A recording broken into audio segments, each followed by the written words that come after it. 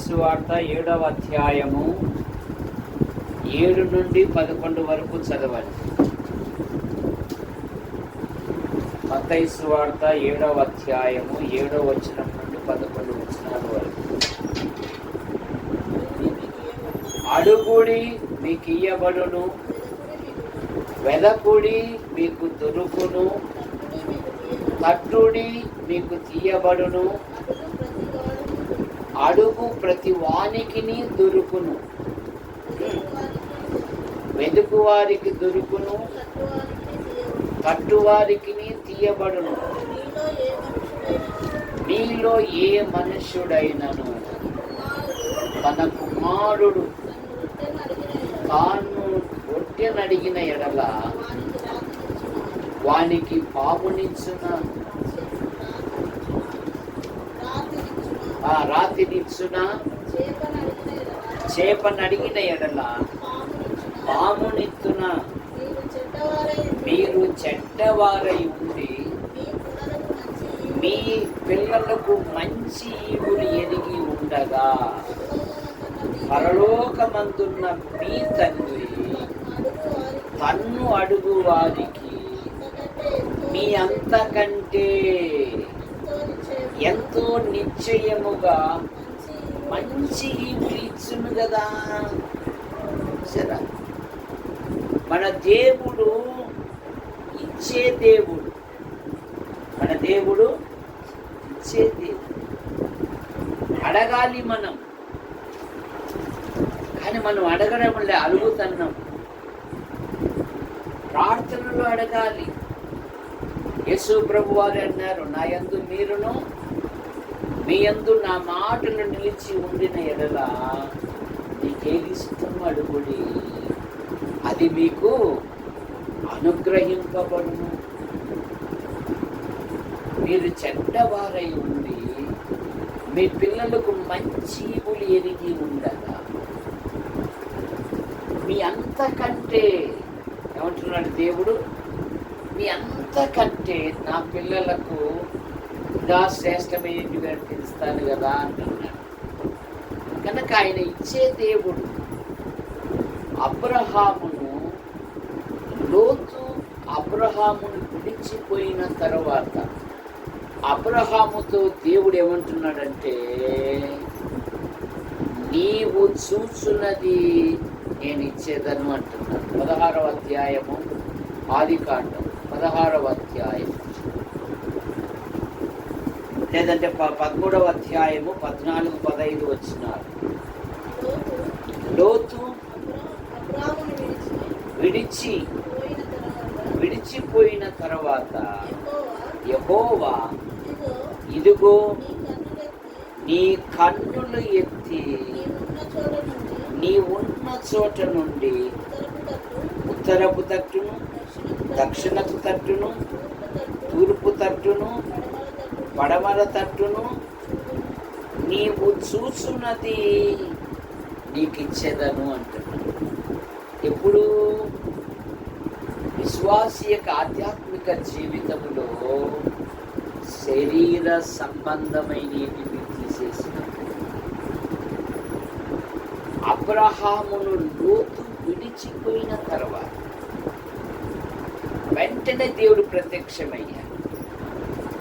అబ్రహాము స్వార్థపరుడు కాదు,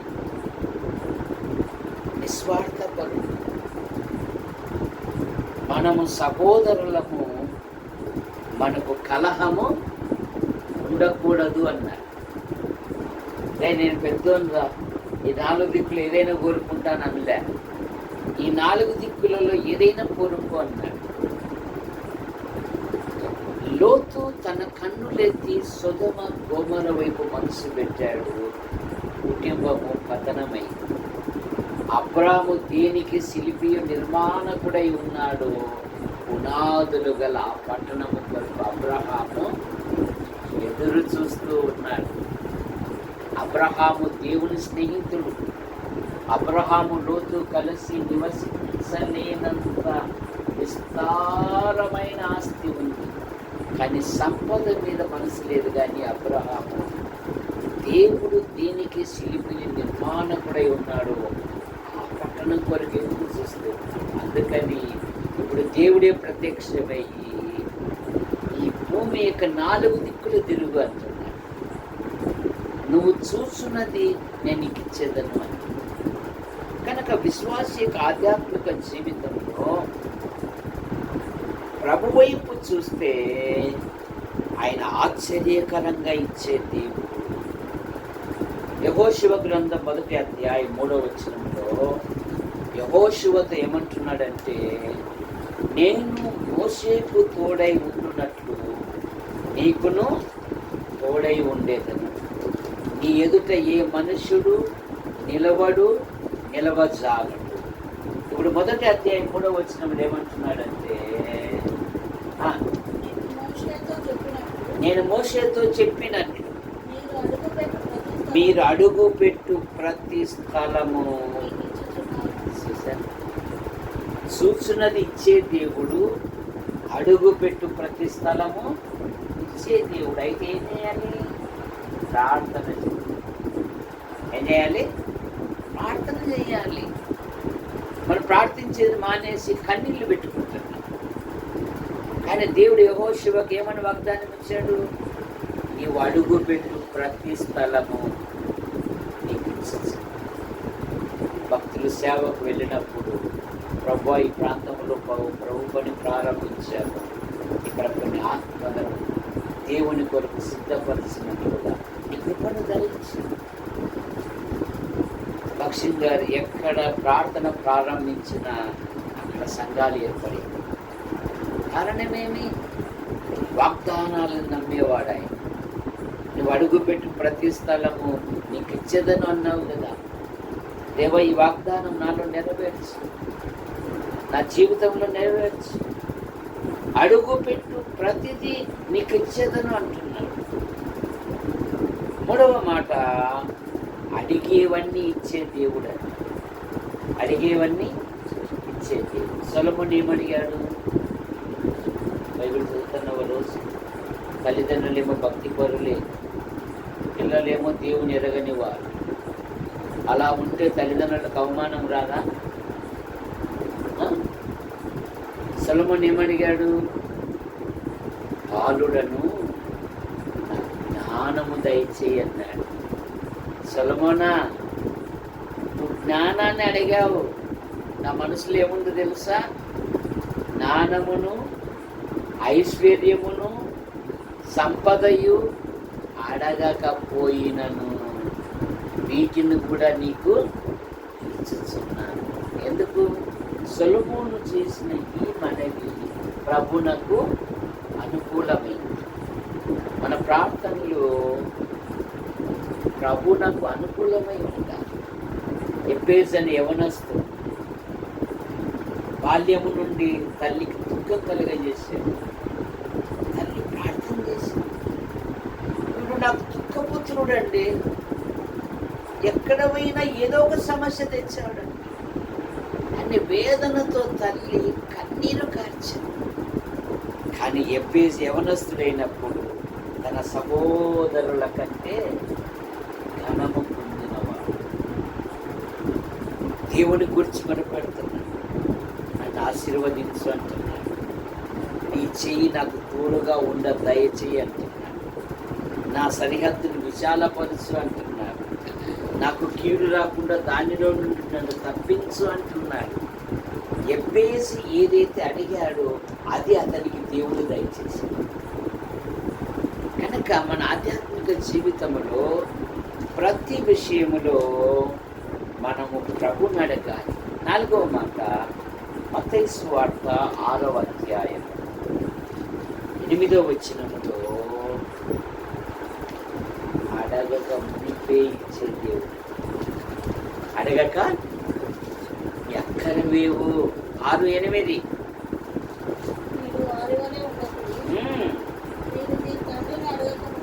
మీరు మీ తండ్రిని అడగక మునిపే ఆయన ఇంట్లో నుండి ఒక యవ్వనస్తుని ఉన్నతమైన చదువు పంపించేటప్పుడు తల్లిదండ్రులు ఆల్రెడీ జీతాలు, ఫీజులు అన్నీ ఇస్తారు. తీరా బయలుదేరేటప్పుడు కిమ్మికులంతా అరే ఈ 200 పెట్టుకోరా, ఈ 300 పెట్టుకోరా, ఈ 500 పెట్టుకోరా, ఎందుకు ఇంత ఏమోనా అక్కడెక్కడెక్కడ ఏమో ఎట్లెట్లు ఏం అవసరాలు ఉంటే పెట్టుకో. ఇక్కడ కూడా దేవుడు అంటున్నాడు అడగక మునిపి చేతి. అయితే ఆయన చిత్తానుసారంగా మనం ఏది అడిగినను ఆయన మన మనవి ఆలకించు దేవా.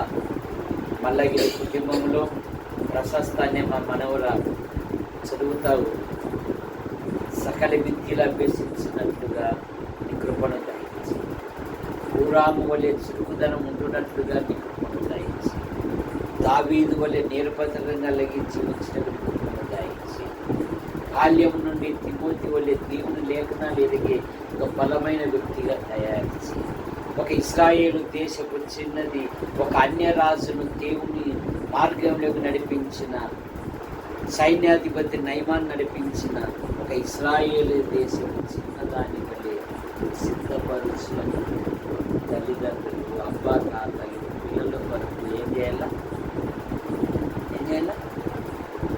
అది మనం మానేసినాం. ఎట్లా పెంచుతున్నావో అలాగా శేష జీవితంలో వృద్ధాప్యములో వంశము కొరకు ప్రార్థన చేస్తే దేవుడు గొప్ప కార్యాలు జరిపిస్తాడు. అన్నాజు 84 సంవత్సరాల వృద్ధురాలు దేవాలయముని విడక రాత్రింబగలు ఉపవాస ప్రార్థనలో సమయం గడుపుతూ ఇశ్రాయేలు విమోచన కొరకు కనిపెట్టుచున్న వారితో ప్రభుని గురించి మాట్లాడుతూ ఉంది. ఏముంది బాబా, అయిపోయింది, తెల్ల చుట్టూ వచ్చేసింది, మాదేముంది, మేమేం చేయగలం? వృద్ధాప్యంలో ఎన్నో గొప్ప కార్యాలు చేశారు దేవుని పిల్లలు. కనుక క్రైస్తవ్యానికి వృద్ధాప్యం లేదు, క్రైస్తవ్యానికి ఏం లేదు. కనుక నీకు అప్పచెప్పిన పనిలో నమ్మకం, వారి క్షేమం కొరకు ప్రార్థించి 1000 తరాల వరకు కరుణిస్తాడంట దేవుని యందు భయభక్తులు కలిగిన పిల్లలు. ఇక 6వ మాట, నీకు ఇష్టమైనటివి ఇచ్చే దేవుడు. నీకు యోహాను సువార్త 15:7 నా యందు మీరును మీ యందు నా మాటలు నిలిచి ఉండిన ఎడల మీకేది ఇష్టమో అడుగు. మీకేది ఇష్టమో ఇష్టమైన ఇచ్చే దేవుడు. కానీ అడుగుట మానేసినాం మనం. మొబైల్ ఫోన్లో పడి వ్యర్థమైన వాటిని చూసుకుంటూ పొద్దు పోగొట్టుకుంటున్నామే తప్ప ప్రభు సన్నిధిలో గడపడం లేదు.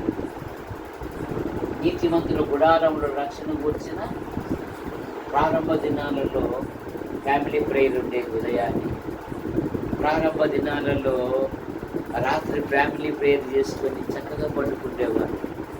ఇప్పుడు ఎన్ని గృహాలలో ఫ్యామిలీ ప్రేయర్ ఉన్నాయని అడిగినామనుకో, ఇంకా రెండోసారి ఇంటికి రాని. క్షీణించిపోతూ ఉంది భక్తి, లోకం వెంబడిస్తూ ఉంది క్రైస్తవ్యం. కానీ నీతిమంతుల గుడారములలో రక్షణ గూర్చిన సునాదము వినబడుతూనే ఉంది. ఇక 6వ మాట, ఒక ధైర్యంతో కూడిన మాట. పౌలుగా రోమాపత్రిక 8వ అధ్యాయం 32వ వచనం, దేవుడు తన సొంత కుమారుడిని వెనక తీయక ఈ లోకానికి అనుగ్రహించిన దేవుడు ఆయనతో పాటు సమస్తము మనకెందుకు ఇయ్యడు అంటున్నాడు పౌలు గారు. 8:35 చదువు. తన సొంత కుమారుని అనుగ్రహించుటకు వెనక తీయక మనందరి కొరకు ఆయనను అప్పగించిన వాడు ఆయనతో పాటు మనకెందుకు అనుగ్రహింపడు? ఆయనతో పాటు క్రీస్తుతో పాటు, క్రీస్తు నందు, క్రీస్తు ద్వారా ఎందుకు ఇయ్యాడు అంటున్నాడు పౌలు గారు. కానీ మనం అడుగుట మానేశాం. యాకోబు రాత్రంతా ఏం చేశాడు? నిద్రపోయాడు కదా. అబద్ధం ఆడకుండా చెప్పు. రాత్రంతా ఏం చేశాడు యాకోబు? ఏం చేశాడు? ఏమన్నాడు? పెనుకులాడాడు. నన్ను ఆశీర్వదించు వరకు నేను నిన్ను విడువను అని. ఎపప్రా ఇతడు ఎల్లప్పుడూ నీ కొరకు తన ప్రార్థనలలో పోరాడుచున్నాడు. తన ప్రార్థనలో పోరాడుచున్నాడు.